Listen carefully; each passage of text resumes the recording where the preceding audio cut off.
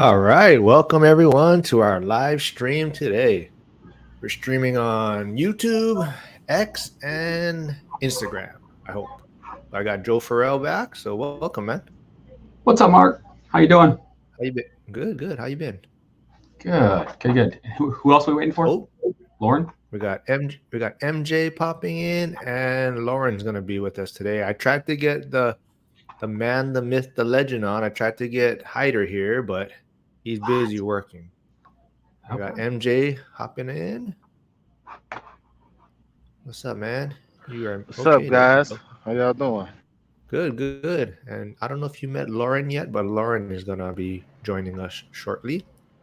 But Okay. yeah, welcome, guys. How's everything been? Thank you. All One day at a right. Oh, time. One day at a time. yeah, I saw you swimming, man. How's? Oh, where'd you go? I'm here. I'm here. I saw you swimming. How's that going? Yeah, I just started back. I ain't swimmed in over maybe 5, 10 years easily. I ain't even know I still had it, but I guess it's like riding a bike. But yeah, trying to really get back in shape, and like I say, basketball cool, but I want to add like the swimming to my repertoire. So I broke the ice last week with it, but it was good. It was tiring, but it was good. Yeah, I saw that, man. So welcome, Lauren, and then we have Joe Farrell with us, and we got MJ. I don't know if you met MJ yet. No, we have not met. Nice to meet you. Nice to meet you too, Lauren. Hey, Lauren, how you doing? Good. How are you doing, Joel? Really good. Really good. What are you Hey, guys Joe, did talking she about follow you on here? X yet? She started out on Twitter and she didn't follow me I yet. follow Joel. I follow Joel. Yeah. What? Must have been too many Very yanks. Yeah. I forgot all about that until you guys keep bringing it up. We'll never Yeah. forget. Yeah, I tried to get Hyder on today. He was I don't know if you guys seen my thumbnail for the post. I put like a silhouette of a character as a secret guest, but he was unable to make it. He is working, but he is listening. He is here listening and He's like supporting this us. So thanks, elusive Hyder. character that just chimes in sometimes. Like I've never seen him. I don't know. He lives up in Alaska and he supposedly is going to show up, but then never does. I tried my best. Maybe I gotta give him a better notice, but thank you guys for doing this, and let's have some fun. And there is Sierra Homes and Hustles. Yeah, she's busy. She doesn't return my calls anymore, so she's too big time for us already. But thanks for stopping by, Sierra. But yeah, so I sent you guys maybe a few topics that we can kind of maybe start on, unless we get some more questions popping in. But yeah, I don't know if you guys had a chance to look at that article I sent you folks, and that's kind of maybe our main topic of it was the headlines was that video game or men or males playing video games were gonna crash the housing market. So did any of you get a chance to look that over? I saw the headline. It was like a paid article though, so I couldn't open the full thing, but I get the gist of it. Oh man, maybe you just Yeah, and I didn't want to yeah. pay for it because I'm saving up Yahoo my has it. down Yeah. payment for my next house, so I couldn't pay for. I couldn't afford it. All right, I'll send you. Well, I read the Man, full well, article. Yahoo kind of has a breakdown. Same. Okay. Oh, you can start there. What's your thoughts on that? Do you think that's going Well, to I'm crash the super housing interested. market? I mean, it's a pretty bold statement. I am super interested in the male perspective, but I feel like I don't know. It feels a little far fetched to say that because males are gaming that they're gonna crash the housing market. I think it's more alluding to the idea of people living at home and not launching out on their own. And I actually was just talking to my tenant yesterday, and they want to buy one of my properties, but they don't want to sell their home that their kids grew up in because their son is still living at home.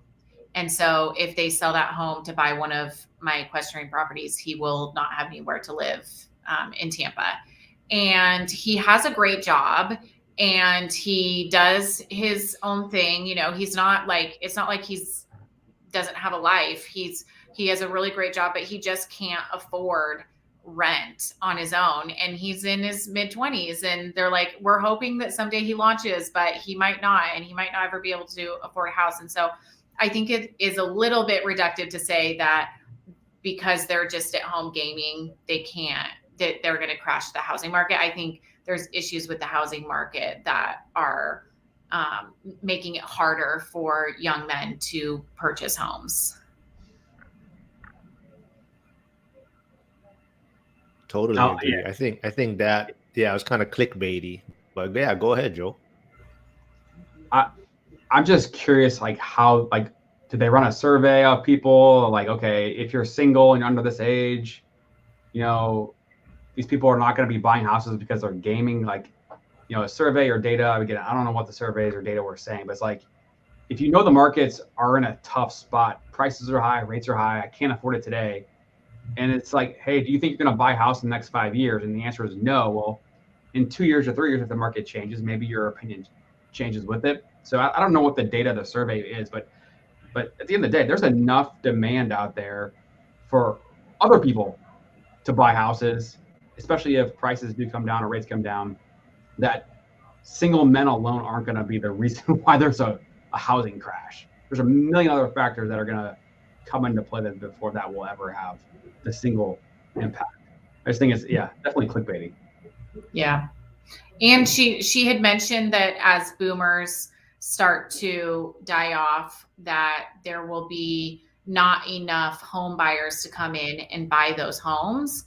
And I just think that at that age too, that the men that are in their, early 30s, at that point, they're going to be in their early 40s or maybe in their 50s. They may be in a totally different place in their life too. And they may want to buy a house, or maybe they'll inherit their parents' house, and that'll be, still not a house going on the market. So it won't affect the market in that way. But if they're living at home with their parents, and she had mentioned that the boomers, once they pass away, there's going to be this huge influx of houses on the market. Well, if they're living there, then they're going to inherit the house and they're going to stay living there. So it's not going to be a bunch of influx on the market houses. I wish I had some handy data of like how many boomers are out there, and what's the age range and what's the amount of death rate. Not to be morbid, but what's the death rate and how many people are dying in that age demographic each year. It seems like it's probably still a number of years away before there's a big, swoon of, homes coming on the market because of that. I don't know. Yeah. Yeah, I think part of it too, but like you said, it's kind of clickbaity, but it's also talking about how, females are buying, single males, single females, single females are purchasing or having a higher percentage of home ownership now. So they're seeing that as there's not going to be enough transactions or home purchasing being done because, single males are just a lot of motivation there. Like they're saying they're playing video games, and there's not a lot of incentive to kind of, like you're saying, launch now, I guess. So that's part of the article, is just saying that, there's not enough single women out there to prop up the housing market. Mm-hmm. Yeah, I agree. Piggybacking off Lauren and Joel, I think it's very misleading and clickbaiting for sure. Because just even looking at it, I mean, you can work from home and be a computer programmer, work from Google or Facebook, and make high six figures, multiple six figures, and play the game when you're off. So how does that contribute into a shortage of housing? So I really disagree with the article overall. I think like it's a problem in general with the housing market. I mean, as far as affordability in bigger cities, but I don't think the gaming, a male single male gaming, have anything to do with that at all. Sorry, I'm laughing at the comments. Yeah. Let's see. And a great comment. Yeah, a great comment here is from Steven. He said, gaming is a good way to save money. Gotta agree with I that kind one. of agree. Yeah. Janitor on Fire Do you says, guys game? Does any of you game? been playing the Yeah. same video game for the last 2.5 years, Gran Turismo 7, that I purchased for $60 over and over and over. Okay, there we go. Yeah. Mm-hmm. Yeah, there's Janitor on Fire. Always has great comments. Thank you for Cheaper always than going to stopping the by. club. But yeah, so do any of you game? Oh, Not no definitely. more. Yeah. I used to.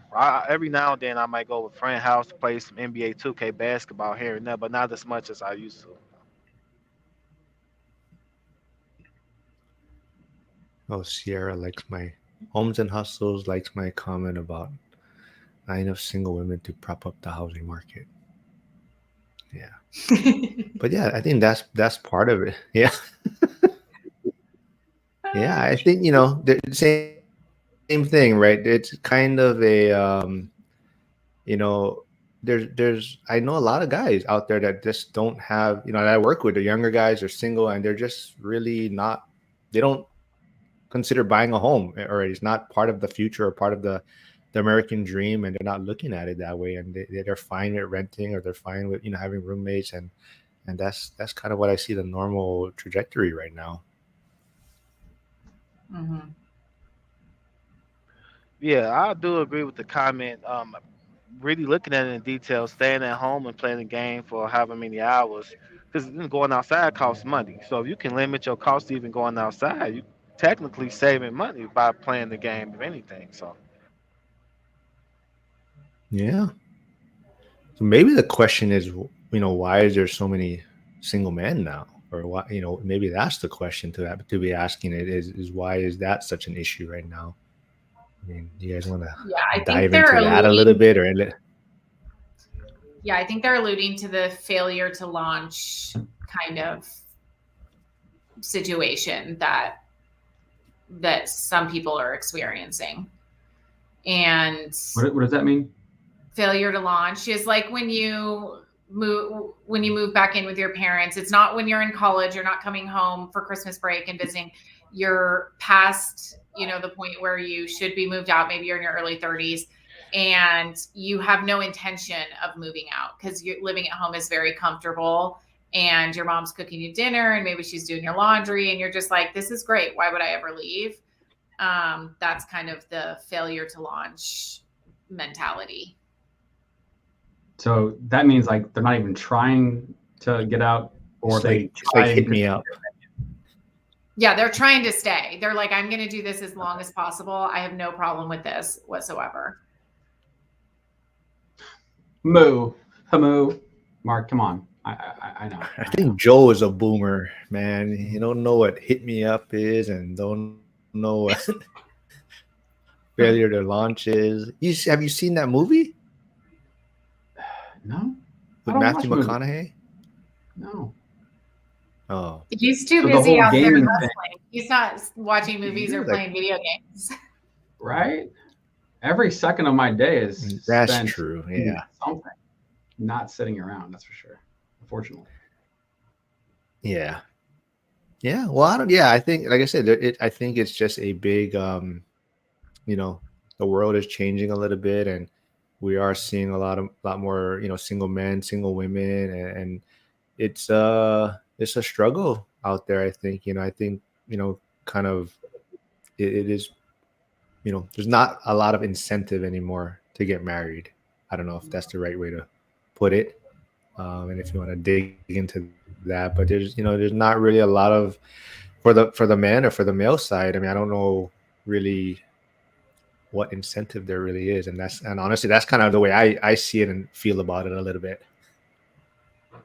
Mm-hmm. Yeah, I mean, even having kids, it's expensive. I know a lot of people who are choosing not to have kids because it's just they can't afford it. They're like, if I have children, I can't provide them with what I would want to provide them with, and afford to buy a house and do all of these things. So it's just expensive out there. Steven thinks it's low testosterone. Steven has another good comment. He says, yeah, well, that's the next, but his first one is, as much as I like visiting my parents, I could never see myself living with them in my mid-30s. Mm-hmm. That's true.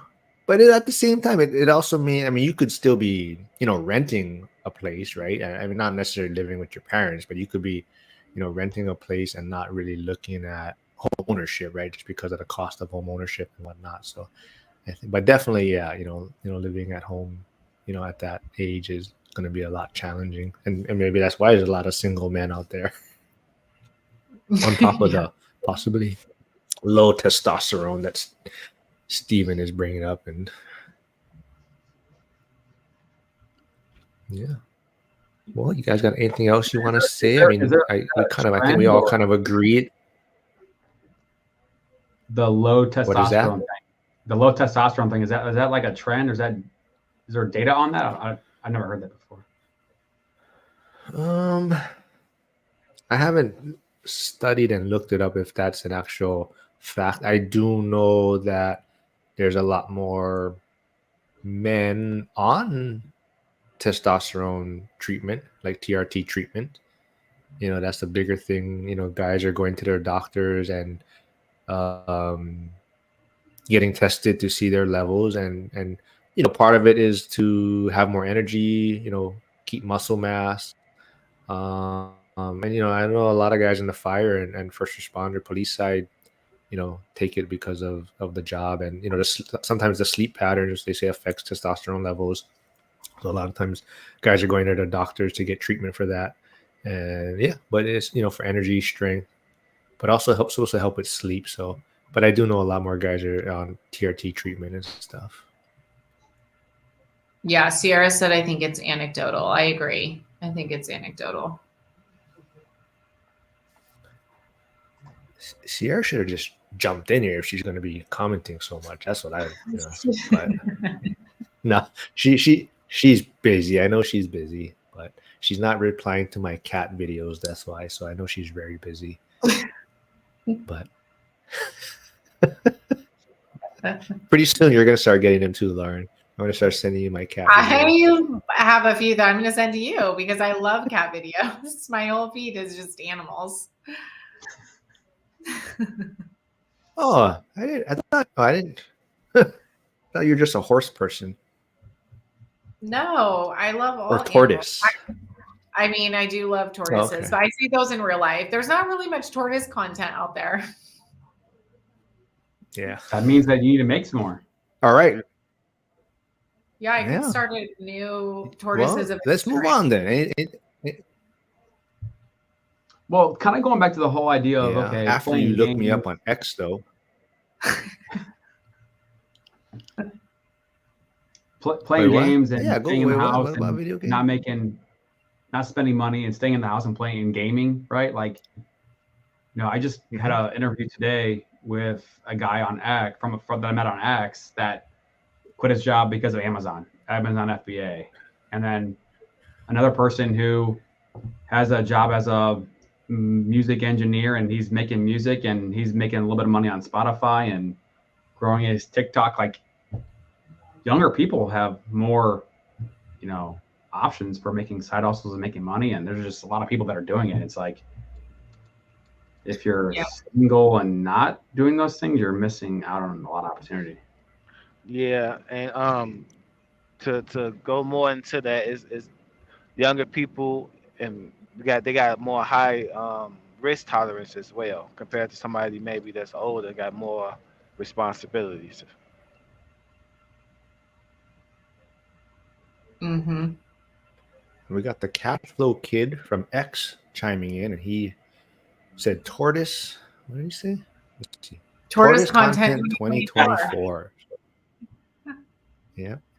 Yeah. And then he also commented, the internet changed everything. And yeah, I totally agree. Me and Lauren actually were just kind of talking about that too on a earlier chat about just connecting with other people and, building your circle. And, it's a different time now. Like for me, it was like, my circle was pretty much who used to live on my street, right? You're kind of, that's who you grew up with. That's who you hung out with, but now with the internet, I mean, a lot of my friends are, I never met Joe in person or Lauren. I met MJ in Vegas, but yeah, it's different now. Mm-hmm. Uh-oh, Sierra's got another side hustle. Oh, Yeah, yeah. So we can Joe get on turned that her on to email. that. She's gonna teach us all. What is it? I was Yeah. trying to go back onto Twitter. So, oh, Amazon. Okay. Amazon stuff. Yeah. Yeah. His name's Yeah. Parker Biederer, Biederer. So he's got a little group that he has, like a community he's built. So Cool. But Joe keeps trying to suck me into his fights on X, though. Are you getting into fights? Stop engaging with that guy, dude, man. it's What are you not. fighting about? Yeah, Finance Joe's guy. a troublemaker, right? I don't ever get to be a troublemaker. So when I What get is the chance, what is he saying versus what are you saying? okay, so I gotta pull this up. Finance guy is. Are you He's a able to lot pull it like up? Dave Like, share it? Ramsey. Yeah, I can open my Twitter. Man, you asking me to There's do a lot of worse stuff right now. finance I'm trying to. case, I don't want us and to this get. guy's hilarious. And then you have finance guy that's like all about renting is better than home ownership and nobody should ever own and blah blah blah blah blah. And there was one Twitter post that I made that like actually went off and went viral or went, had a lot of views. I was commenting about him, and then he like made all these comments and posts and had his panties in a bunch because I was commenting about him. And then he made some off comments and then deleted them.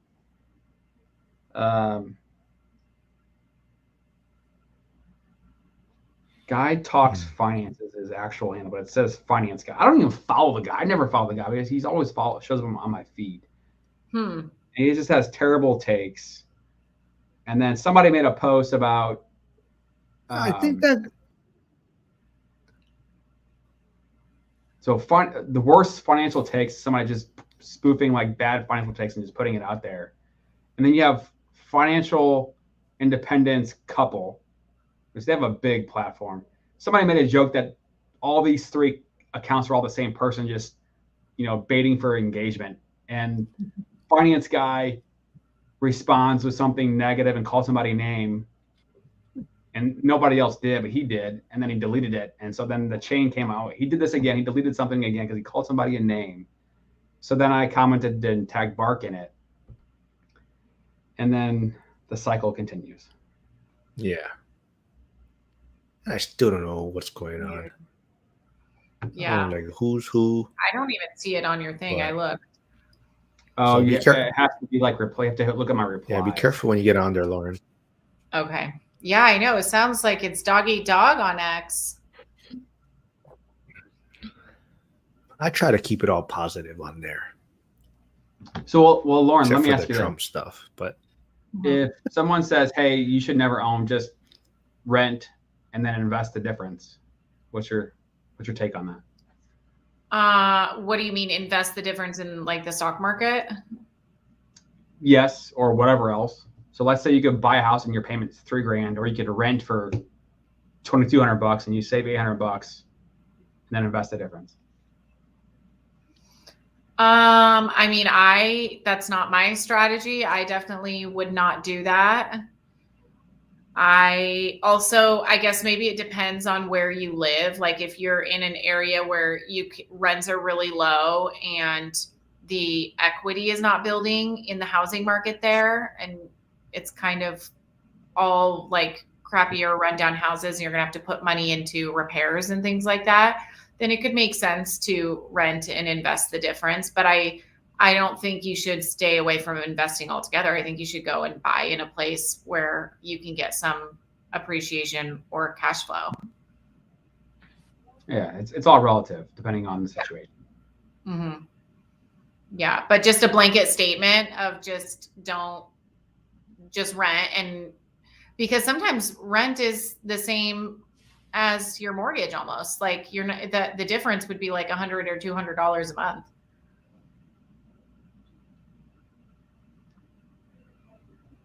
what about you, MJ? What's your thoughts on that?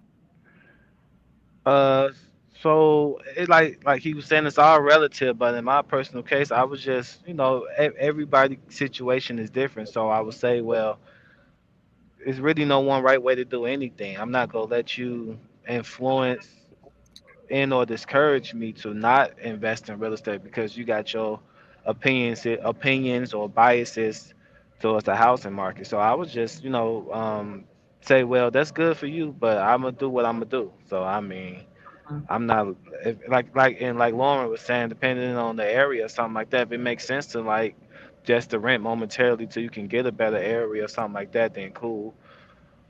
Or I mean, but I'm not just listening to one person or a group of people telling me not to invest because they might not because they might have different viewpoints or opinions about real estate or housing in general. So if it makes sense to do it, I'm gonna buy if I can, and like I say, look down the road, and they say you always look smarter 5 years later after you buy. So Yeah. Yeah.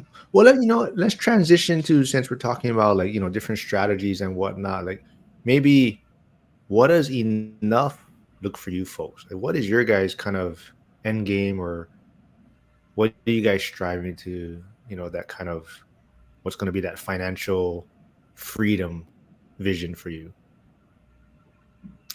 I was just thinking about this today while I was driving. I was like, what, just kind of like envisioning what my goals are with financial freedom because I'm making different decisions around that.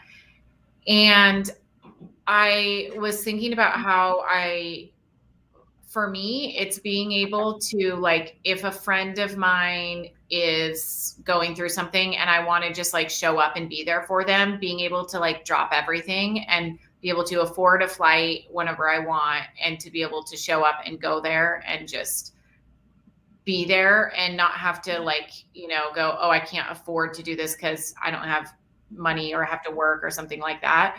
That to me is what the freedom that I'm like working towards. And so once I don't know if it's a dollar amount, but I think it's like a place, a feeling in life where I feel like I can pick up and go fly across the country if I need to be there for my family or be there for my friends. To me, that's like my goal of reaching that place of financial freedom.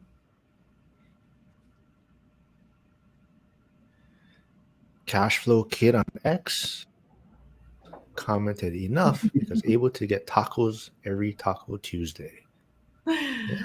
Yeah, everyone Same. has a different enough, right? And I think that's like, we're talking, right? There's different strategies and whatnot, but everyone has a different enough. So what about you, Joel? What is your kind of enough?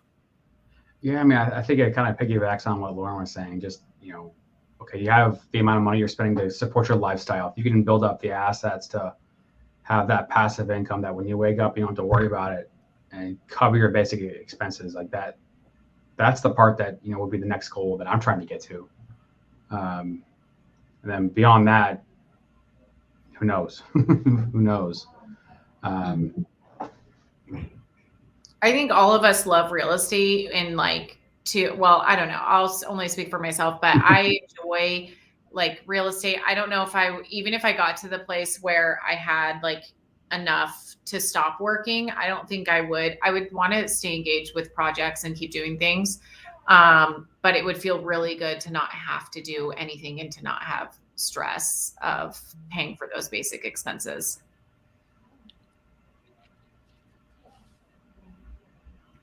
%100%. Totally. For me, it's really about, having the time freedom to do whatever I want. And I think for me, it's really, I don't know, as of right now, I'm really enjoying trying to build this brand, a YouTube channel, those social media sites. I think it's even that, just having the time to really focus more on this and just,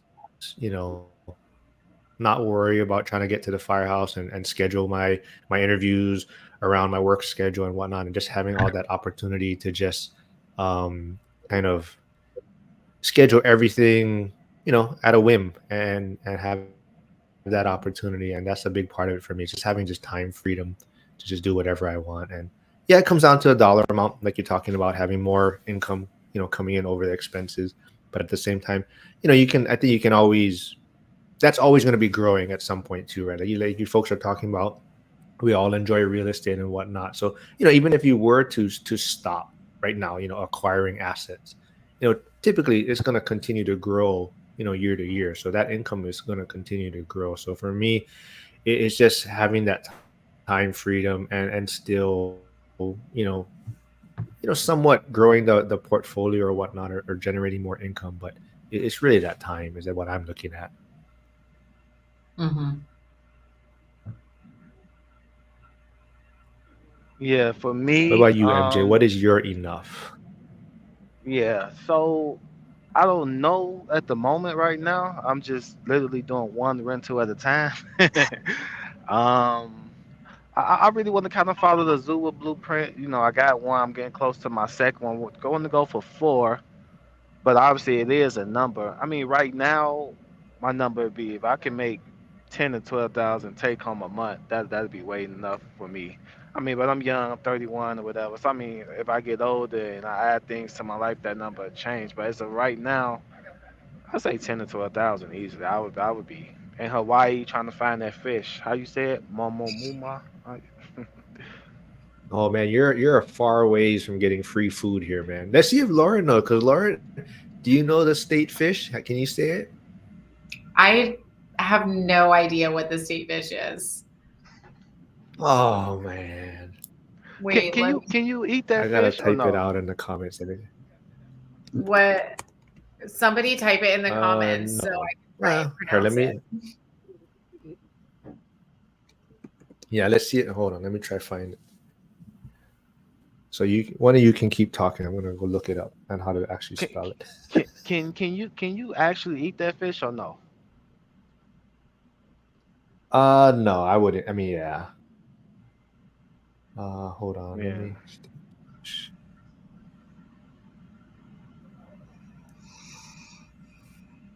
Okay, I'm gonna type it in here. Oh, sorry. But yeah, for me right now, give me $11,000 a month. Call it a day. Go to a Chicago Bulls game, sit courtside every other month or something. Take a couple of weeks of vacation. I'll be cool. I'll be good. Yeah. Yeah. What do Man, you? we're What in do a you? Bears game.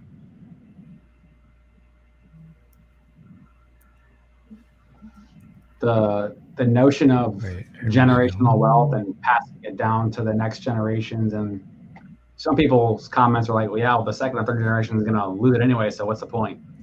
That's that side of it. Yeah, exactly. And as far as generational wealth, I would want. I don't know who did. I don't know if it's the Carnegies or one of those richest families of all time. Um, to maintain their wealth, they held it in trust, and it's stuff like you can't sell no matter what. It'll be restrictions and things implemented to maintain that too. So one generation won't just get rid of it or whatever.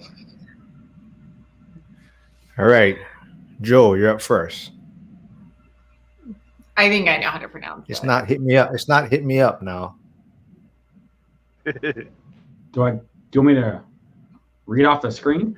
Yeah, pronounce that word, that Hawaiian word. Well, yeah, just Hamunamua Kuapua 5-0. that's the state Damn. fish. The name of the state fish. That was pretty good. Hey, yeah.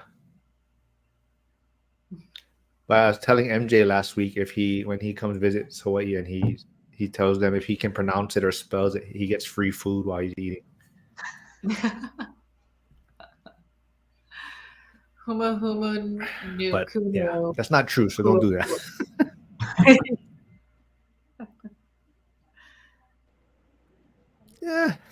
Yeah, close enough, I guess. I don't get free food. Oh, Wait, so did you said answer? exactly. Do people MJ. eat that fish? No, yeah, no, they do not. It's my turn to try to pronounce it.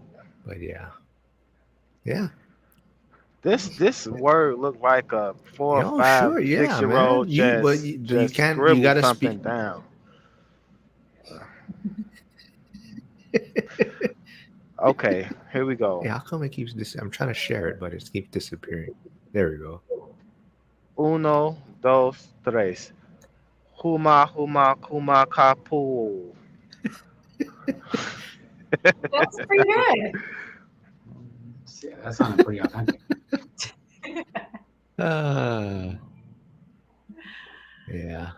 But at least So you you know gotta what say it twice. You HMU gotta say it stands for, twice, Mark. You gotta say it twice, probably. Mark. You gotta say it in slow motion, then the regular mode. Hmm. It's almost a tongue twister.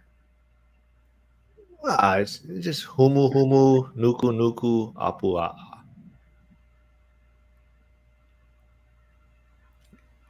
Got it?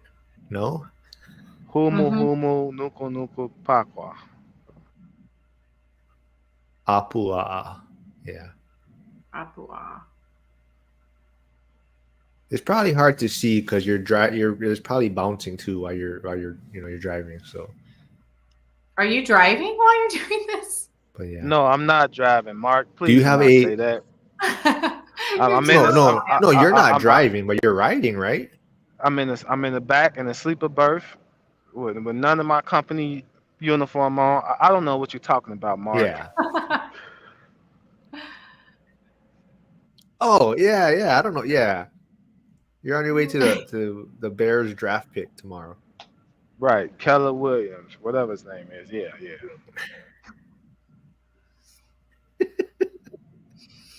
Yeah, we can. Yeah, don't worry. There's only 30 people watching right now. I think that's what it's showing up. Now this the video that's gonna go viral Because too. what else you Watch. guys? I forgot. Yeah, I know. Did you guys have it? Did I send you another topic? I thought I did. I forget. What did I send? Was there another one to touch? Let's see. Uh, what else do we have? Let's see. Yeah. Anything else you guys want to talk about? That about? What's going on? No self storage purchases yet, Lauren? Not yet. I met with somebody today that I met at the self storage conference. She lives like an hour away from me. So we kind of met in the middle and we've been talking self storage. And I'm looking out there. I'm on a bunch of pages. I'm trying to find something off market. So if anyone knows of any good storage off market, I'm open to anywhere pretty much, aside from maybe California.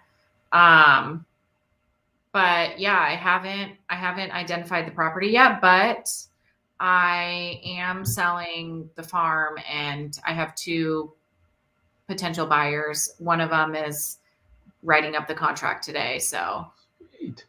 yeah. So that's very exciting. And I'm in a 1031 exchanges. So I have to identify something. I'm pretty sure I'm going to do that. Yeah, if I find something. So I'm trying to diligently look Nice. something. Yeah.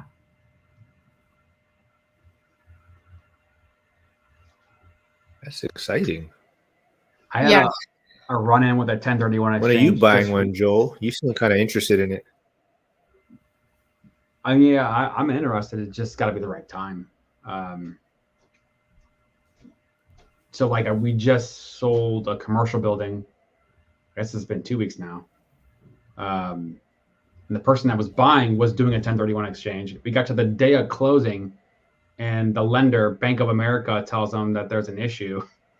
So we had to push back closing, and like they didn't have it in the right LLC. They had to like make a change or what, because like you got to have the same entity that's selling be the one that's buying. I guess somebody messed it up along the way, and so the buyers ended up just taking the 1031 out of the picture and just purchased it without it. And it's like, okay. Oof, that's rough. Yeah, you really have to make sure you do the right thing. You got to put the money in escrow. You can't put the money in your normal bank account. And yeah, it has to be the same entity buying it. And yeah, I know I've never done a 1031 exchange, so I'm a little nervous about it because if that happens where it gets messed up and it could jeopardize the deal and you just go like, whatever, I'm just going to buy it outright. It can definitely cost you. You got to factor in the taxes at that point.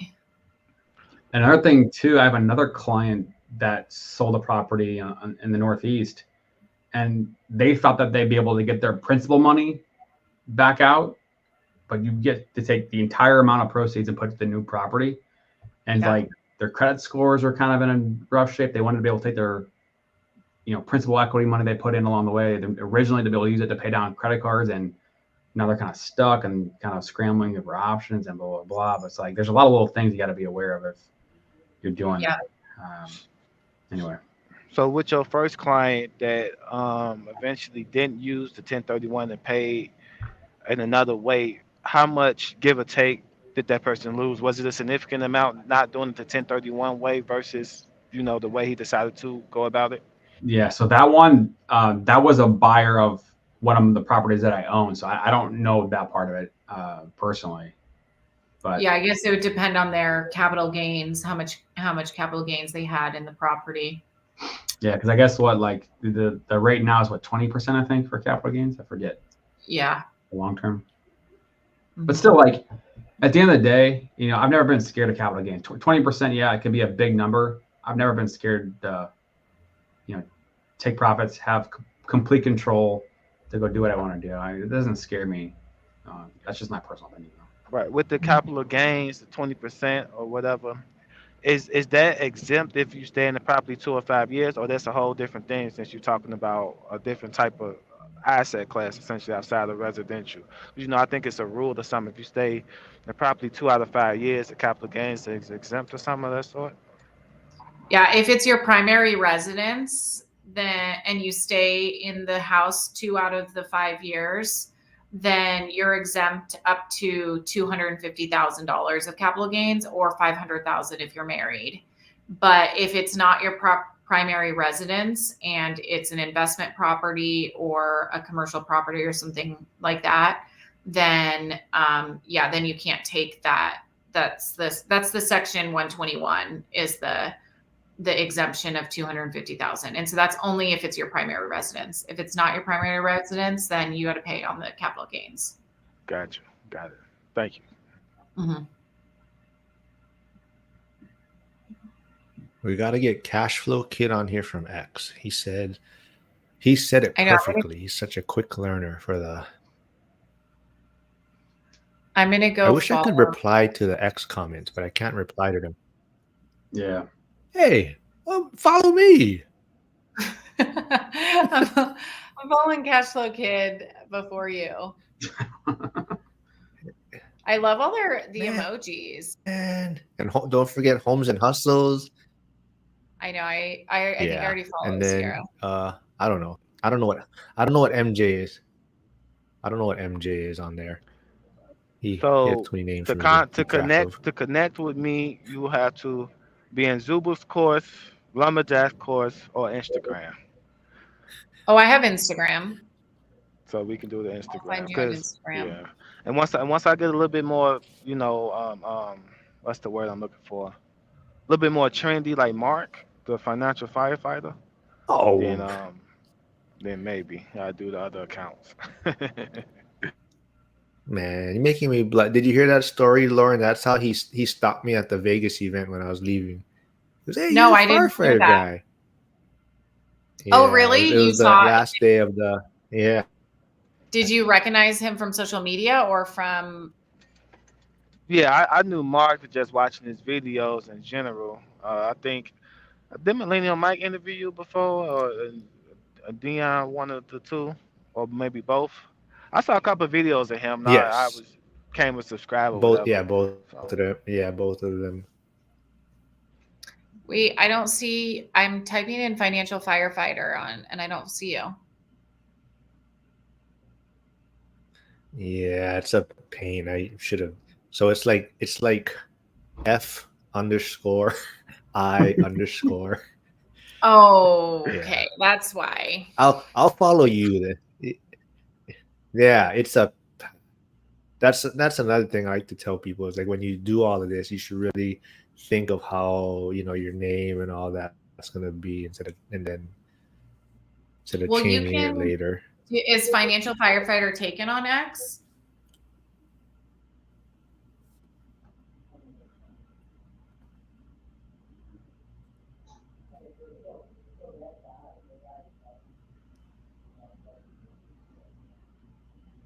Yeah. Yeah, hop on X, man. Jump in our battles, man, that Joel starts every time. We need Hmm. more we need more I need people. some. Yeah, I need Yeah. some people to block and tackle for me. Lauren, I can't find your page now. I Oh know I man, follow you. here's Hyder here on X. Here's Hyder again Yeah, going with his yeah. you guys are killing me about paying taxes. Mhm. Oh boy. And I know Janitor on Fire is gonna comment after. Oh, let's see how that works out for you. He's gonna say Peter Schiff. I'm waiting for it. But Hyder is big on this, and there's a lot of people that actually talk about it that we're not required to pay taxes. But I got a question for the group. Okay. Has there ever been a purchase that you didn't buy, a property you didn't buy that you regretted later on? Like, damn, I should have bought it. Like, is any of those stories? Yeah. Joel, you're shaking your head pretty strongly.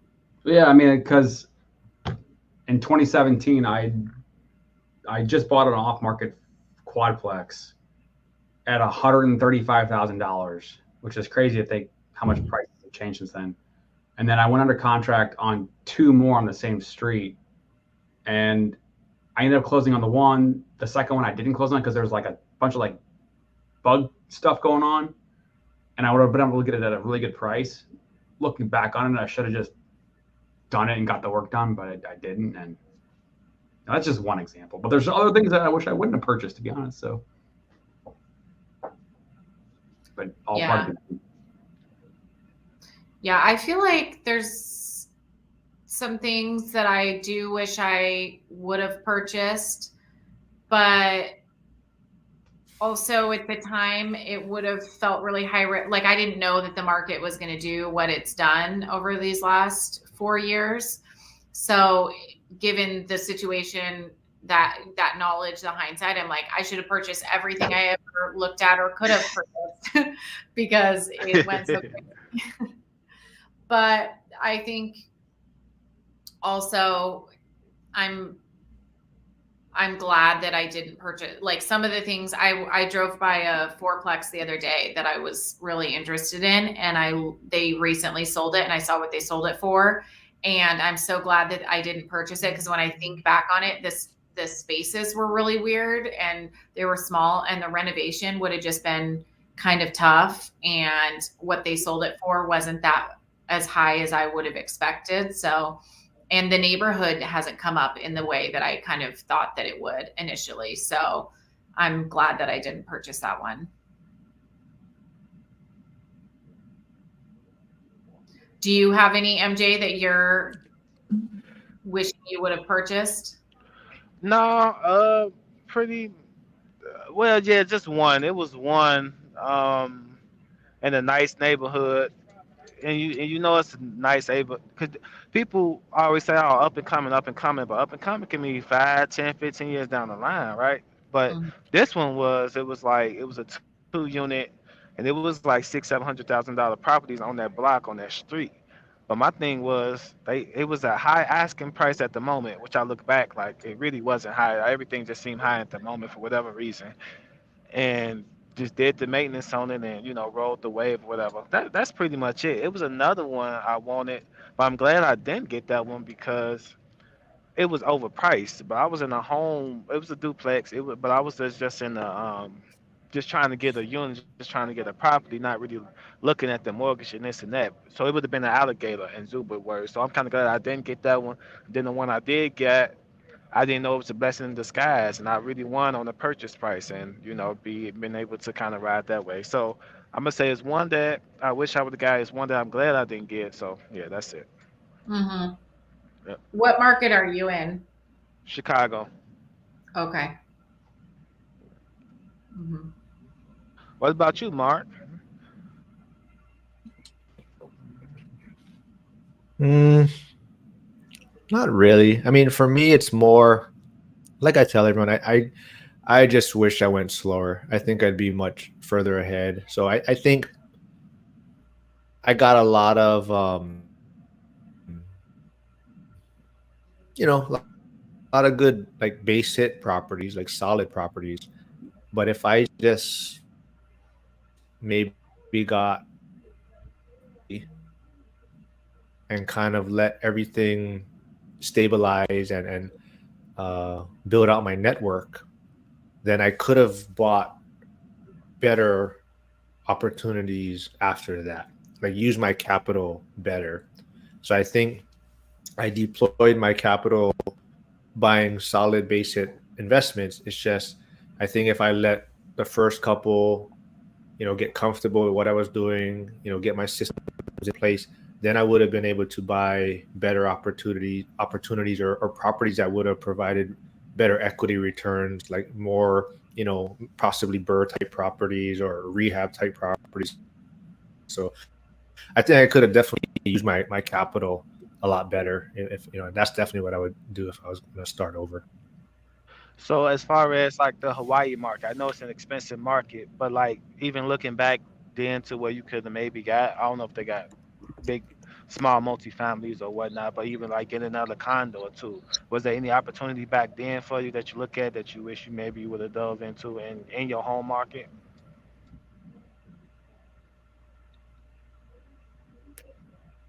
Yeah, well, it's more.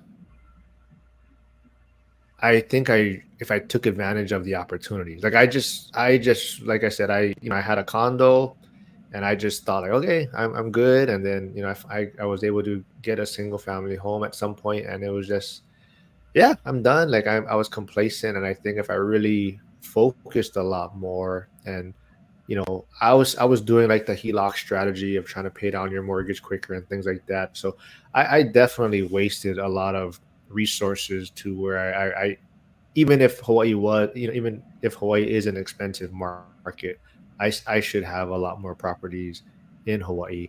And that's another thing I talk about too. I 1031 out of my condo in Hawaii to more properties in Pittsburgh.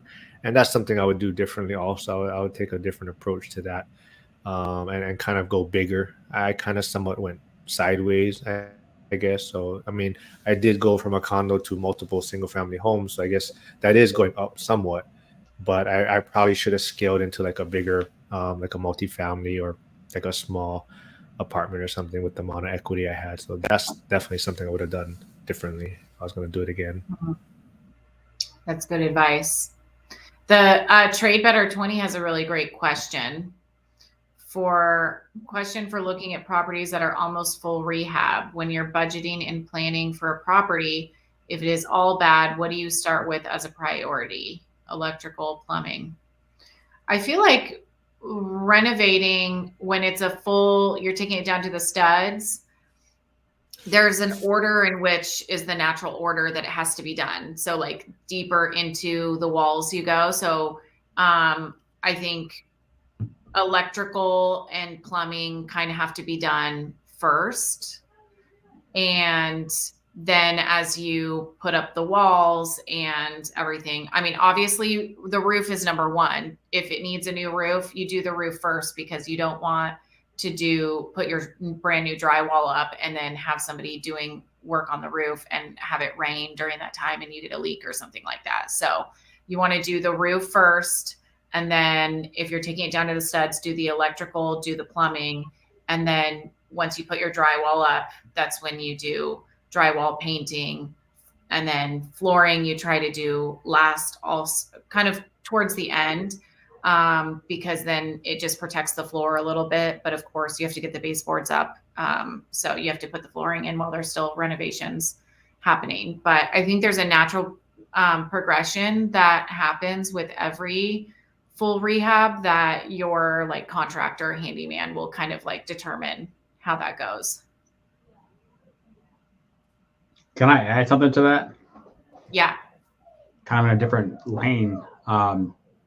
My response to that question is, if you're asking that question, which is a good question, but if you're asking that question, that means that you probably haven't done a rehab before. And if you're doing a rehab, you probably should start really small and not a full gut rehab in the first one. There's too much risk, especially in this market and uncertainty. So get in on a smaller project. If it's a really good deal and it's a big project, find somebody, a mentor, another person that you can JV on it and, get some help. Yeah. Take. I ended up in a full gut rehab on one of my first flips, and I was really trying to stay away from that. I was like, when I was looking for it, I was telling everyone, I don't want to do electrical. I don't want to do a roof. I don't want to do plumbing. And it ended up needing all of those things. And it was a lot more expensive than I had anticipated. Electrical can be a lot, plumbing can be a lot. Um, and then a roof can also be very expensive. So if you can find something that needs less work and it's more cosmetic, it's going to be a lot safer. I got lucky because the market was just going up, and so I was totally good. But you never know what's going to happen. So that's definitely a lot for a first time renovation. Yeah. Yeah.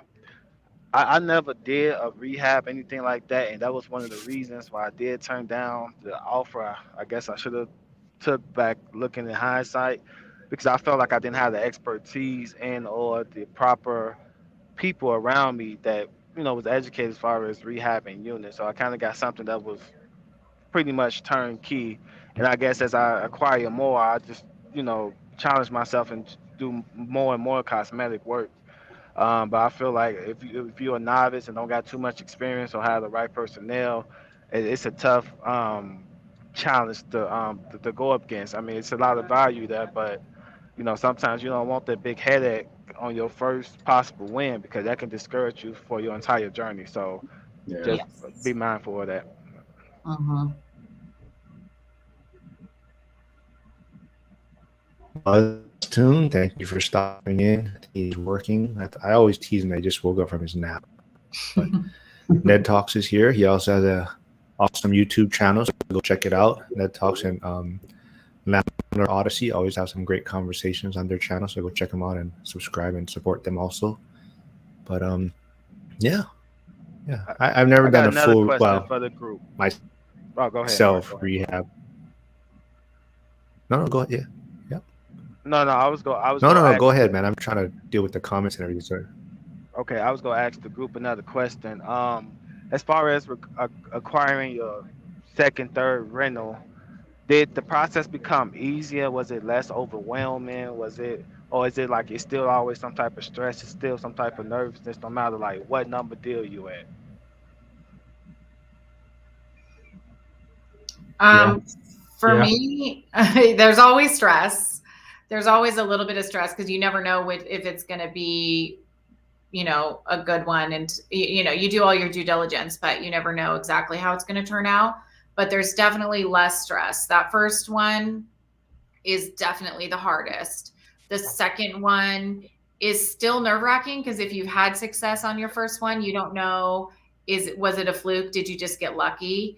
But as you get 3, 4, 5 down the road, it starts to be like, okay, I kind of know what I'm doing and I have a really good team behind me. And that's the most important thing to me is like you start to build out that team of people that you trust implicitly, and once you have those people around you, they're going to really protect you and help you and keep you from making mistakes. And like if you're doing renovations and you have your contractor come in, you have a really great contractor and you know that he's going to be able to deliver this in the time frame that he's telling you for the amount that he's telling you, then it's a much safer bet than if you're out there on your second one going, I've never worked with this person before. I don't know if they're going to be able to deliver in the way that they're saying they are. So it definitely gets easier, and almost to the point where it'll become so routine that you'll be able to like grow. That's when you grow and get into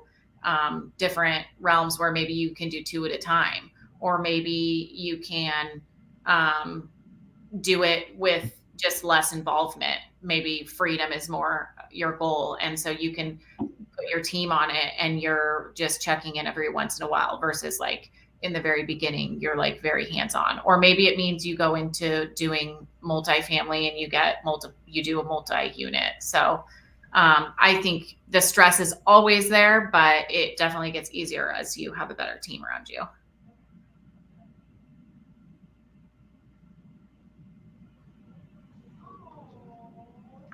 Yeah, I You gonna think you're add something always to going to that, be Joel? uncomfortable. I don't think you'll ever get over that factor. Yeah, I think you're always going to be uncomfortable. I think there's always that uncertainty, but it's more you learn that you're going to figure out a solution. I think that's what you get comfortable with. I think, always the purchase or what you're going to do, you're never, that part's always going to be somewhat uncomfortable as if you're making a mistake. But it's more the fact that once you start doing these things, you start realizing that there's always some sort of solution. And that's what you get comfortable with, knowing that you're going to be able, pretty much be able to figure it out, or you're going to have the resources or a community around you that's going to help you figure out this solution and how to move forward. So your confidence grows essentially too. Yeah, and your comfortability with uncertainty, I think. Yeah, yeah, Yeah, like when I look back at the decisions I was making and kind of taking my portfolio to the next level, uh, going from just single family to multifamily and then a commercial building with a rehab, all that was happening at a time in my journey where I was growing my business and the mortgage business. I'm in sales, so things are going in the right direction, making more money. If you can increase income in some way, it just gives you way more margin for error, and that goes back to the confidence. If you have confidence to get in the next deal, that's what it's all about. If something doesn't go perfect, you've got that cushion, the ability to replenish your savings, or the ability to keep saving more money or increase income over time. Trajectory. That's the part that I look back on. That's what pushed me to have confidence to go do the next thing, because other things were happening that I was working on to be able to increase income. Yeah, money seems to be the pretty much the biggest answer in real estate. I'm learning. The thing about it is, though, is that like once you get a taste of it and something happens and it works out, it's like, oh, I want more of that. I need more of that. And it's like, okay, I'm going to go do XYZ over here to maybe make more money because I want to be able to do more of that. Like that was like cost segregation for me. Doing that for the first time, I was like, oh my God, this is the holy grail of real estate. This just lowered my taxable income by a lot that otherwise I couldn't do. Okay, I need more. So it's like you unlock different levels as you go along the journey and you want more. It's like an Mhm. adrenaline roller coaster. Yeah. Yep. Speaking of Buzz, why cost don't you talk segregation, about that, Joe? Don't you have something? yeah. Yeah, I So was going to say, don't you have something coming up on that in May? yeah, so my CPA, Jeff Badu, he has been on, he has his own radio channel up in Chicago. He's in your area. He's in Chicago. Um, but he helped me with my taxes and also cost segregation for my properties starting back in 2022, 2021. But in the Florida market, there's a lot of people that are just buying properties cash, or putting a lot of money down, or 1031 exchanging, and you're talking about beachfront property, $2 million easy plus. Those types of dollar amounts can be helpful for high income earners to be able to lower their taxable income. And so we're going to be doing a YouTube live May 15th, talking about just drilling down on a couple of different scenarios, comparing a single family house versus a condo, and just looking at the raw numbers of how that actually helps somebody lower their taxable income if you fit the criteria. So like, not to get political, but like, there's certain people that we know their names that never pay taxes because they own real estate. Cost segregation is the tax strategy. I mean, I'm like always trying to learn about taxes. Mark and I talked about this earlier. And I still don't know if my accountant is doing cost segregation for me. Like I've talked to them, they had not. I'm changing CPAs this year, but they hadn't heard about it. And I'm like, I have Airbnbs. It's like I have equestrian properties. They're perfect for cost segregation. And there's a lot of CPAs out there that don't even really know how to do it. And so I'm definitely going to tune in. I really want to hear what he Cool. has to say about it. Cool. BuzzTune says, what do you Yeah. think of adding a side business like vending machines or other ventures if trying to increase your income? Like what Bo talks about on Zuber's channel.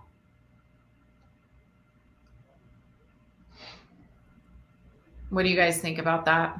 MJ, you want to chime in on that one? What's the question? Could you repeat it, please? What was it? What do you think of adding a side business like vending Oh, so machine Buzz, or other ventures if trying to increase your income? Well, I think it's a good idea. Anytime you can add any money or value to yourself, that's always good. Any extra dollar can go to the next deal, the next down payment, the closing costs, etc. Obviously, I think it's just figuring out your time schedule and trying to manage everything accordingly to where one thing is not overriding the other thing. But if you got the availability and you can, then you're willing to put in the work and do something and earn some money, then absolutely, I say go for it. Mm-hmm. Joel, what kind of commercial property did you have? yeah. Was it something that you could have added like a vending machine to? No, not in that situation. So like running a mortgage branch, my business partner and I acquired the building in 2017. It was dated from like the late 90s, renovated it and modernized it. And so we got into the building in the beginning of 18. It's 5,000 square feet, 2 levels. And by 2022, we had 25 employees. Well, COVID happened and everybody worked remotely. And my business partner was was from California, ended up moving back to California. So for like a year, it was just me going in the office every single day and nobody there. We ended up renting out the lower level, and then we ended up selling it this year. But just because there was nobody there, maybe if it was a different environment, different situation, but Yeah. um, Yeah. The office space is tricky. I feel like for storage, that's the whole aspect of the storage game is doing side hustles. So for storage, people sell boxes. People sell, you could do a vending machine. You can do like package receival and mailboxes. There's a ton. You can do cell phone towers. There's so many things that you can do for those side hustles on storage facilities. yeah, I mean, it doesn't I think have to this be is the for end you, all be Joe, all. It from doesn't have Ned to be there Talks. forever. Mm-hmm. No, I mean, we actually did make money on it. Not as much as I ever envisioned on it, but we did make money on it.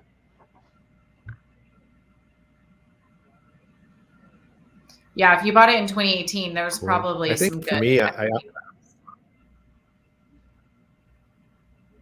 yeah, I'm kind of looking not really a side business, I don't know, maybe side hustle side. I'm starting to get very interested in sports cards. That's kind of what I'm looking at as adding something else in that might be fun and that I have interest in, and it seems like people are getting good returns on it. So that's kind of something I'm gonna dig deeper into.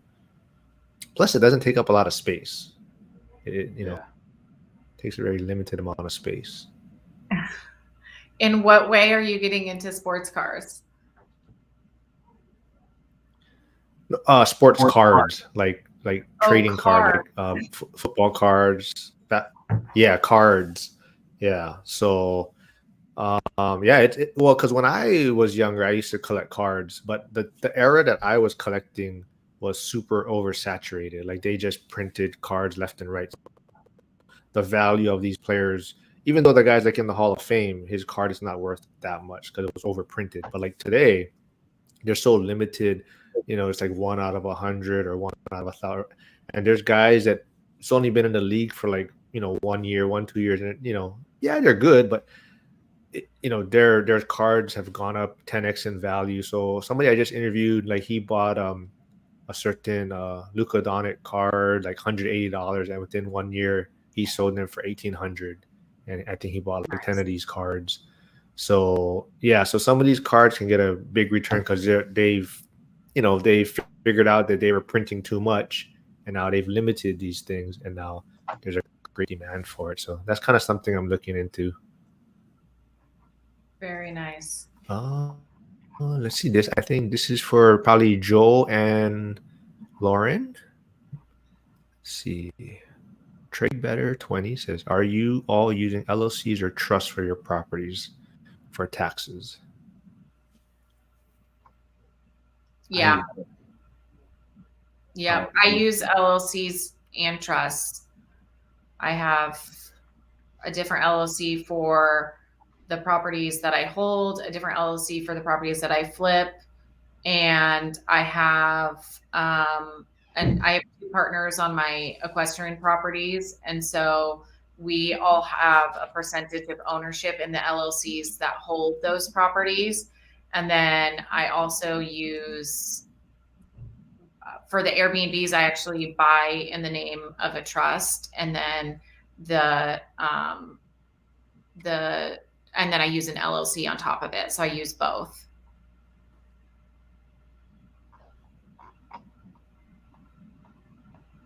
I don't know if it's for taxes though. I feel like it's more for like liability.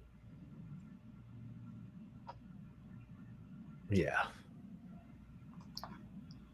Yeah. What about you, Joel? Yeah. I've definitely LLC. I have I only have three LLCs. no, Mark's so got yeah. 74.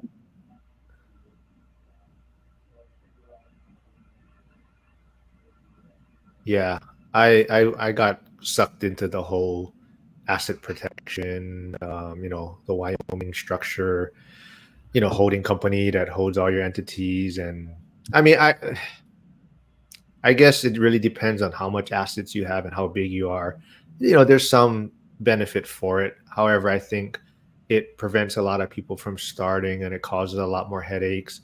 And I think, you know, the more established you are, then maybe it's better to set that up in place. But when you're getting started and you're trying to structure all these entities, and then at the same time have proper bookkeeping for these assets on top of trying to figure out how to manage properties or whatnot, or I think that's where you kind of provide a lot of extra headache or extra work for yourself. So I think there's a time place for it, but I think it actually prevents a lot of people from getting started, because it's kind of like that boogeyman in the room. People hear about asset protection and liability, and they get worried about it, and then they start to figure it out, and they start going down this rabbit hole of the asset protection side when they may not even have a property yet, right? So they're trying to figure all this out before they even acquire something.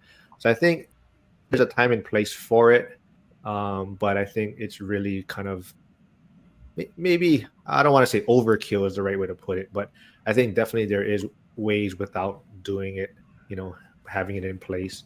But at the same time, it's like if you're this huge, you have multiple, hundreds of properties and units, and yes, it might make a lot more sense. But for a lot of people, they don't ever get to that point, I think. Oh, Yeah. that's so you sound like you kind of agree with Dion with that.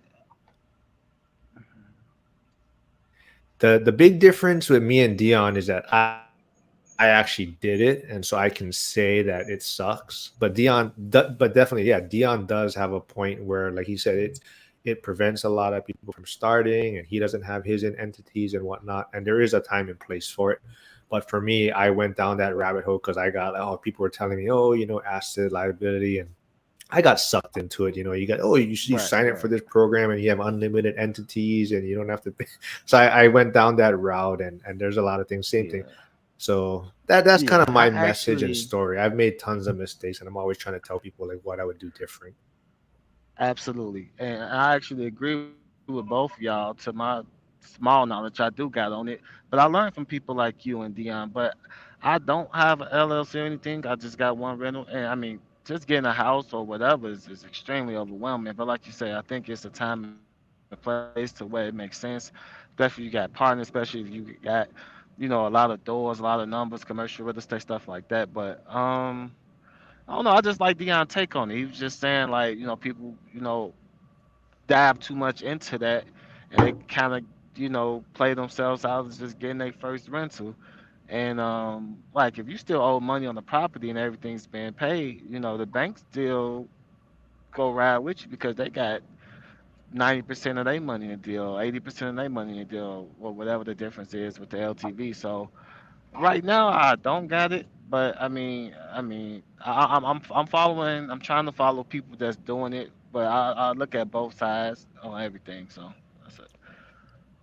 Yeah, the first properties that I ever bought, I bought in my personal name, and people have my CPA was like, "Don't do this," and he also gave me a structure with which to do it, but it can get really expensive if you start opening new LLCs all the time, and they're a pain. You have to re-register them every year. It's like it's a little bit of a headache, and until you get to the place where you really need it, you're better off getting a $1 million umbrella liability policy if you're really concerned about getting sued. And so you can do that, and it's not crazy expensive. It's honestly probably less money than it is to open up a bunch of LLCs. So I would do that if you're worried about liability. And for tax purposes, because you said for taxes, I don't know that there's really huge tax benefits if you're just starting out. If as you get further along, if you're investing with other people and you're doing like an S corp and you're paying out yourself a W-2, all of that, as it gets more advanced and more complicated, then there can be tax advantages to it. But if you're at that point, you're working with your CPA on that, and they'll tell you when you're at that place. So if you're just starting out, I would just go for it in your personal name. And if you really need to, just get an insurance policy.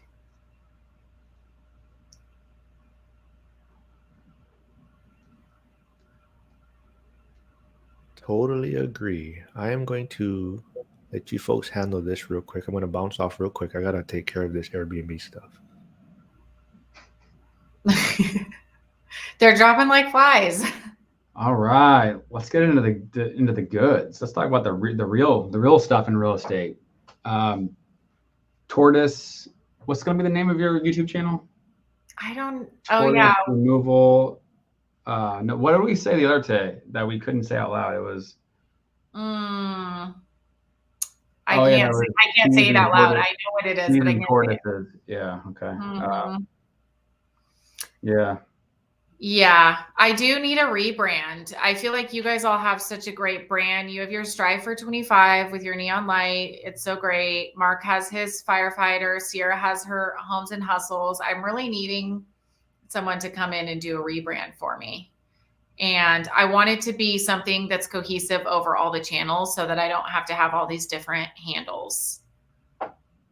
That's been kind of my struggle because I've got, this platform, Strive, which is the podcast and whatever else, and then my mortgage stuff, which is separate.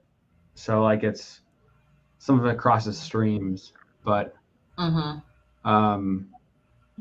how would you what would you want to be talking about, or what type of messaging would you want to be trying to convey, or I mean, it would definitely all be real estate oriented. Like I'm never going to get into crypto, or even if I'm dabbling in crypto, I'm never going to be an expert in it. So I'm probably not going to talk about it very much. And I have, I go from tortoise wrangling and horses to storage, and I do Airbnbs, and I have a long-term rental. So I'm kind of just like a little bit all over the map. Like I'm not niching into one type of real estate. So it would be mostly real estate, but not like super niched. Yeah. So like from the YouTube channel that I built from scratch, it's called Condo Tel Hub, and it's another lane trying to build a niche. So we do a lot of condos, and we got some really good products down there for people in Florida.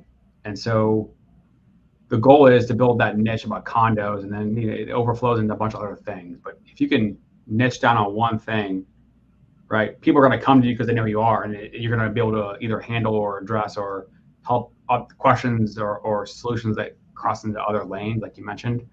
But what's going to make you stand out? And like the equestrian properties for sure stand out because I don't know anybody else doing them. Yeah. but I mean, also like, storage a little bit, because I don't know many women that are doing storage. yeah. How many equestrian properties do you have right now? I have 3 right now. Okay. And then you're trying to sell 1 or 2.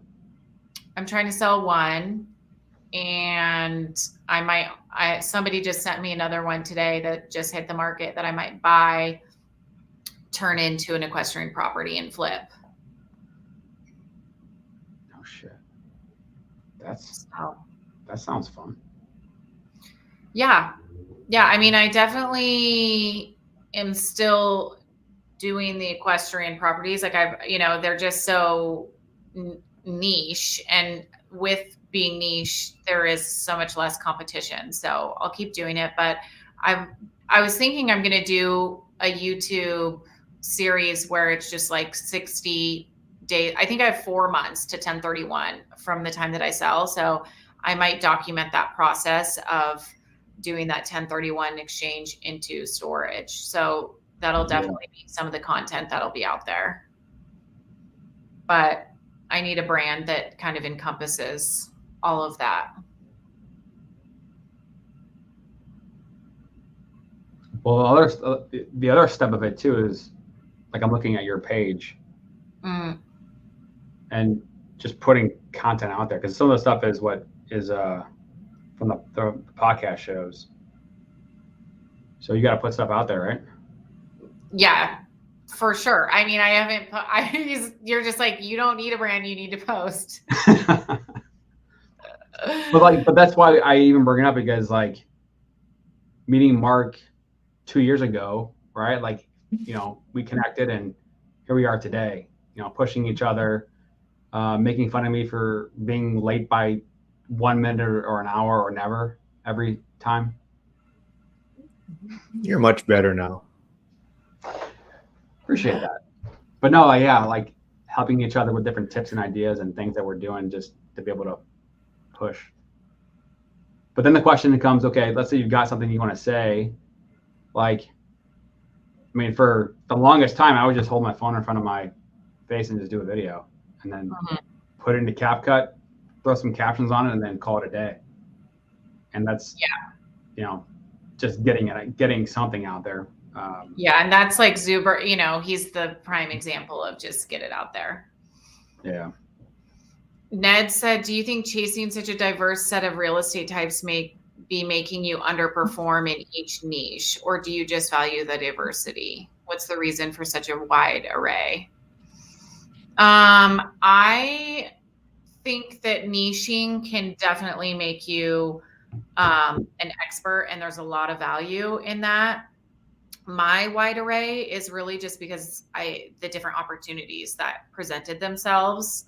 Like, I started with a house in Hawaii, and that turned into a long-term rental. And then I started doing the equestrian properties, but at the same time, I was flipping because I wanted like that income from that. So I honestly feel, for me, it's been, it's enriched my knowledge to have knowledge in all these different areas. And the equestrian properties that I do, they take a lot of capital. They're capital heavy. So it's slow going to build up your assets when you're doing larger investments. And so doing Airbnbs at the same time was a way for me to also continue to build out my portfolio that I own on my own without partners. And then B, support what I'm doing with the equestrian properties, because there's a lot of crossover for me with the clientele for those.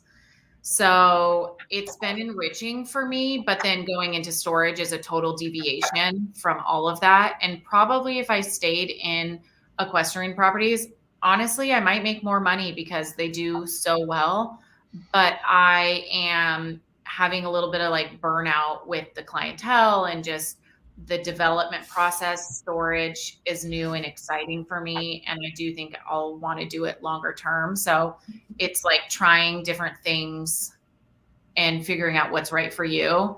And so for me, it's like flipping's not really for me. I'm not going to continue doing that forever. It's too high stress and the turnover.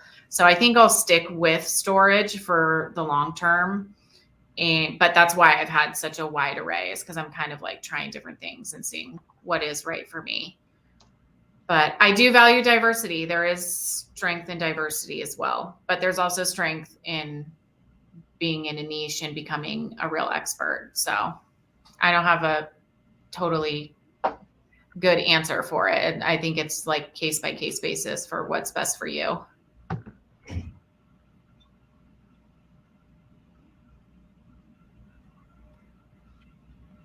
I like it. Trade better, giving some good advice. Use specializing in real estate for your fellow equestrians, and short-term rentals as your tagline, and then branch from there. Yeah. I think Joel definitely hit the nail on the head. Like, just start posting. Also, like, you are the brand, you know, it's like no one's really doing exactly what you're doing. So you just post what you're doing and see if people connect with it. Yeah, because your current name is just a Lauren Elaine show, which is good enough. That's good enough. Yeah. Well, what I didn't like about it was that I couldn't get it on X. I'm like, okay, now I have to change everything because I want all of it to be cohesive across all the channels. Wait, so what is your X right now? You changed it, right? It's Invest, and then I think it's Lauren E. Let me look real quick. Oh yeah, Investor Lauren E. Yeah. Yeah, I tried to get Lauren Elaine's show on X, but it was already taken. That sucks. I know. All right, there we go. Sorry, I'm trying to deal with all this Airbnb. You only have one follower. What's that? You only have one follower. Oh, I do? That's because Mark's not following me. I'm literally your only follower right now. Well, my number one fan. Number one fan right here. Let's do it. That's hilarious. We'll get you. We'll get you. We'll get you more after this. Never forget we're number one. I just need like backstage passes. That's just something. One time. Oh, a friend of mine. Well, we'll get you more followers because I would have tagged you on this live. But I didn't. But you also have to so I'll tag you next time. But or reply. I'll reply. I'll start with replying. I mean, like a picture of a tortoise. Replying is super important. Like you wouldn't have to type anything out on any post. Just pictures of tortoises and yourself. And I can do that. Go pretty far. I have those in my camera roll. Simple enough. All right, I'm posting that tonight. Tune in to my X account if you want to see some pictures of tortoises. Can you post videos on X or no? Yep. Yeah. Okay. Yes. Wait, Joel, what were you going to say? You have a friend? Oh, a friend of mine that's a realtor in the Destin 30A area that's got her own TV show. That's on like Apple TV or something like that. Oh, that's cool. Yeah. Wait, what is it? What is it called? I'm going to check it out. Her name is Whitney Cooley. What's a show called? Like they're shooting episodes. Oh, sneak peek at Southern Sand, I think is what it's called. So it's called Southern Sand. Okay.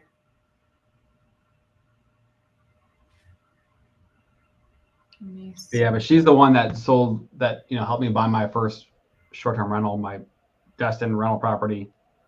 And also the land development that I almost, Mark, I almost have a contract on it to sell it. So next. Huh.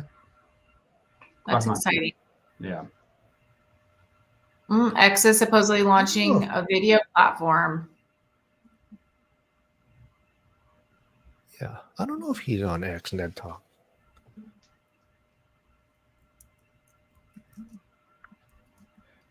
I even saw that X Pay or X Money. I didn't look into that though.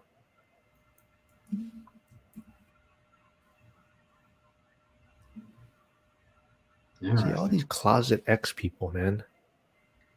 I know. Ned Talks, do you have X? I'm going to follow you if you do. Let's see.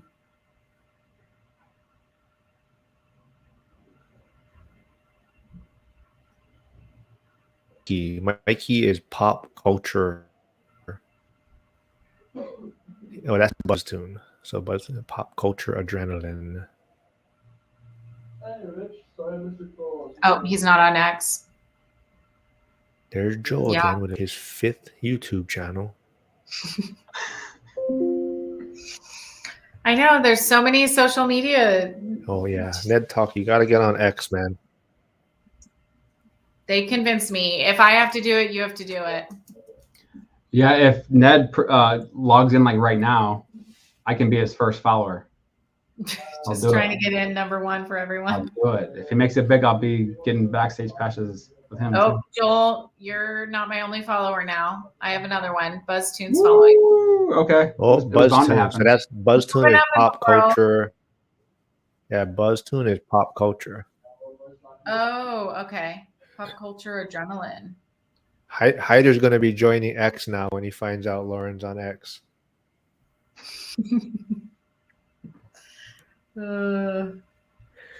I think the real question that we have to ask him is: I tried to get him on here, is he paying taxes though? He keeps talking about not paying taxes, but is he doing what he talks about, which is not pay taxes? Mm-hmm. We got to get him on here to ask him, put him in the hot seat. And we'll have to make him bring his tax return up and show us. I tried my best. Cross out the social, no big deal. I tried my best. Yeah. So gotta get someone else on next time. I'm trying to rotate people in and out. Yeah. So, but yeah, he got started investing in Pittsburgh also. So he's a super good guy. He's a passport bro. He's a long distance relationship. His girlfriend's in Japan or lives in Japan. Oh, cool. Very nice.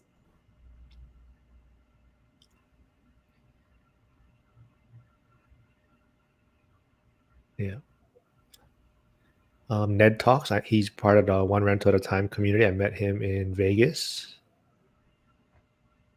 But yeah, nice. Anything else you guys want to chat about? I mean, oh, Hyder. I do not pay taxes, but it's a lifestyle shift. Oh wait. Wait, what does he say? Already there. Oh, see, Hyder is on X. I knew I saw him on there. He is on X. And he doesn't follow me? I don't think he really cares about me anymore. But we were really starting to bond. Hyder, see, you gotta come on here. Hey, see, Ned Talks does have one. See, all these. Oh, somebody beat me to it. Damn. I'm number 2. Wait, so Hyder does not pay taxes.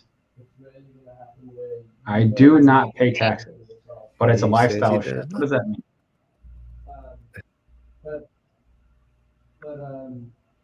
With the high stuff like yeah, I haven't been on X much either. Only a few times. I'm gonna find Hyder. All right, we're building an army. The goal is we got to always reply to each other's and share it and reply it. So I told Mikey that because Mikey used to like it all the time, which is good, but you want the replies or the impressions. So even if it's just like some let's go or something, just to reply is super helpful. And then we can all get monetized like Hugo on Stay Winning. Living I asset don't think I'm ever gonna get a protection blue check. through accountability. Mm-hmm. What'd you say? I said I don't think I'm ever gonna get a blue check. I can't get X to reply to my support messages. That's because you fight with everyone on X. That's why. 'Cause you're fighting with everyone all the time. Then don't drag me into that. I told you, man. Leave me out of it. It's like Joe's calling for me. Hey, yeah, man, I need backup. Like, hey, look what's going on over here. I'm like, what are you doing? Just trying to get some extra But engagement. No I big don't deal. know. I don't know about you, Joe, but I enjoy X the most. No, yeah. Yeah. I mean, I enjoy X the most, 100%. honestly. 100%. It's the most fun. Oh, there's Hyde. Do you want to post your handle? I don't know if you did, Lauren. Did you post it earlier? I Hyder's just asking followed you, what's your Hyder. handle. Just found you, followed you. Oh, I followed you, Hyder, but I'll type my handle in here. Let's see. I'll share it.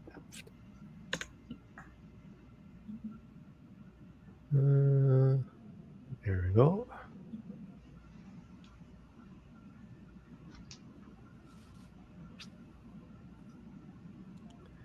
Oh, you weren't. Oh yeah. Oh, you didn't see it. So Sierra is actually changing her kind of whole setup, Lauren. Her hair is Oh, too dark, she says, for the black background. Yeah, so she's trying to go through a whole change and get a whole new setup. Oh, very cool. I'm excited to see that. I thought her setup was great already, so she's gonna level it up again. That's what I said. Yeah. I'm gonna have a new setup soon also, because All my right. house that renovating is almost done, and I'm gonna put my podcast studio at home. Yeah, that's what I keep saying too, because I'm like, if I'm gonna move out of this place, I'm like, I don't want to really set anything up now. But Mhm. I don't know. Wait, Lauren. So Oh yeah, do Ned do talks you have about a building a new podcast studio. He said. or that you're posting on any platform, like a podcast yet? No, Joel, you know I'm not posting anything anywhere. I didn't know if you had something previously. Okay. No, I don't. Okay. He's just calling you out, man. No pressure. He's just calling you out. No pressure. No, it's good. I think pressure. I respond very well to pressure. I like pressure. I'm like, keep calling me out. It'll get me motivated. Mark, how come you don't put your stuff out on like Apple or Spotify? I don't know. I never really looked into it. How much work is it? I don't think it's that hard. I mean, if you already got the stuff, you can just upload it. I don't think it's that hard.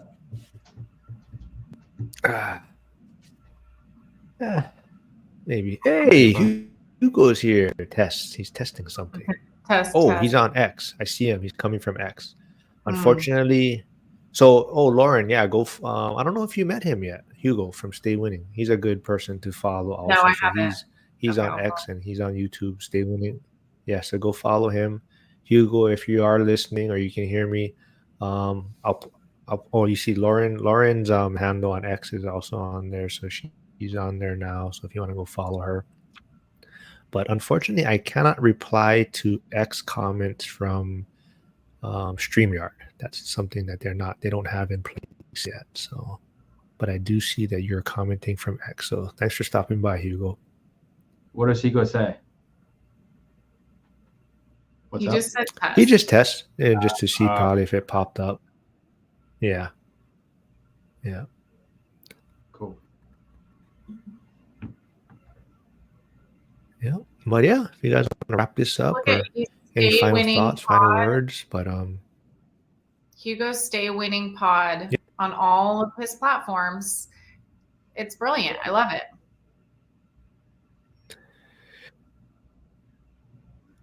Oh, on the X live stream, the viewer count blocks the comment you highlight on the screen. Wait, hold on.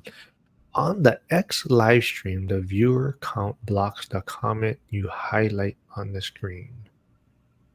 Okay, don't know what that means. I'm trying to Basically, if you're on X live streaming, the number where it says how many viewers there are, it's blocking whatever comment that you've like posted. So you can't see it on X Okay. when you highlight that. I Okay. don't know if there's anything to do about that. Yeah. I think that's just something they're implementing, because I think even like Instagram, you can't comment. Mm, So basically, he couldn't see Lauren's handle, but she just followed you, I believe. yeah, Hugo. So just look for one of your most recent follows, and then you can follow Lauren. you'll be my fourth But she'll follower. she'll probably be 5. posting a lot more now. So I'll follow after. I'm busy right now. All right. Well, yeah, we can wrap this up unless you guys want to chit chat about anything else or anything topics you want to bring up before we wrap it up. No, I think we covered it all. No, all good. Yep. Good Oh, stuff. hold on. Oh, yep. So Hugo or Mikey has a comment for you, Joel. BuzzTune. Did you do the ID and picture verification on X? Yeah. I think so.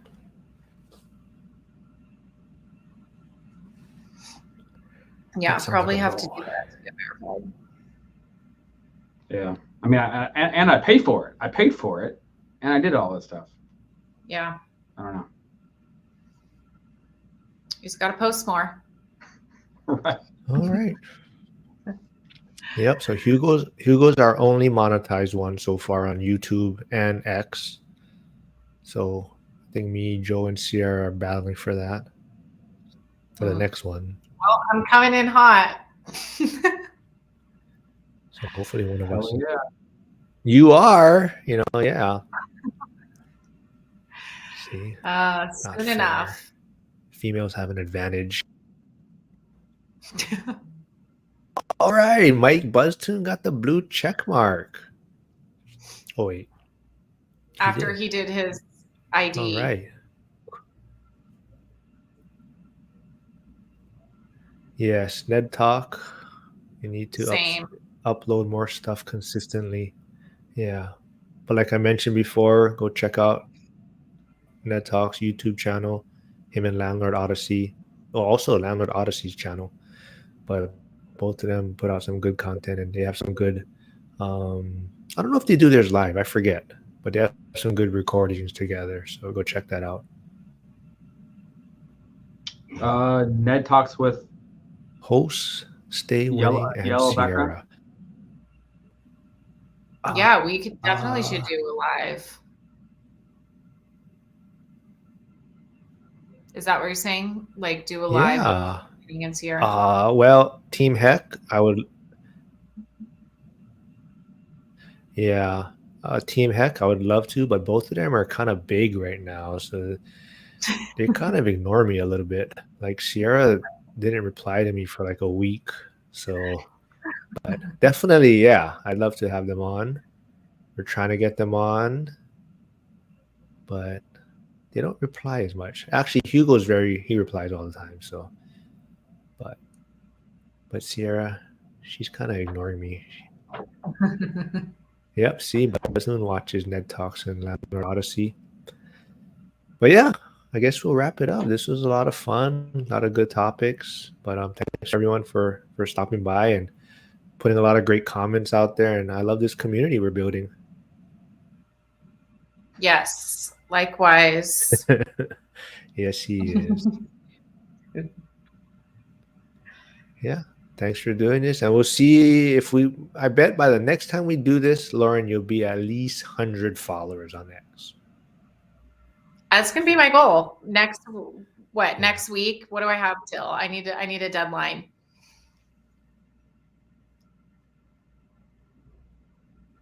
Like Thursday. Yeah, next week we'll Okay, do it again. Hopefully we'll get Sierra on again. By Thursday next week, I'm gonna have 100 followers. Let me check. What is this week? That'll be May. Ooh, next week might be tough. Might be a Friday if you guys can pull that off. Okay.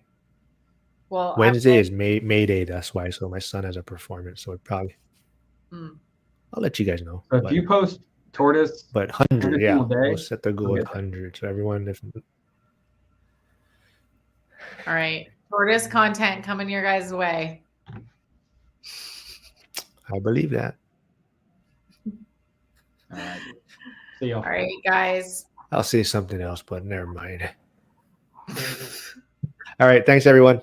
Okay. Bye-bye. All right. Thanks, Mark. Bye.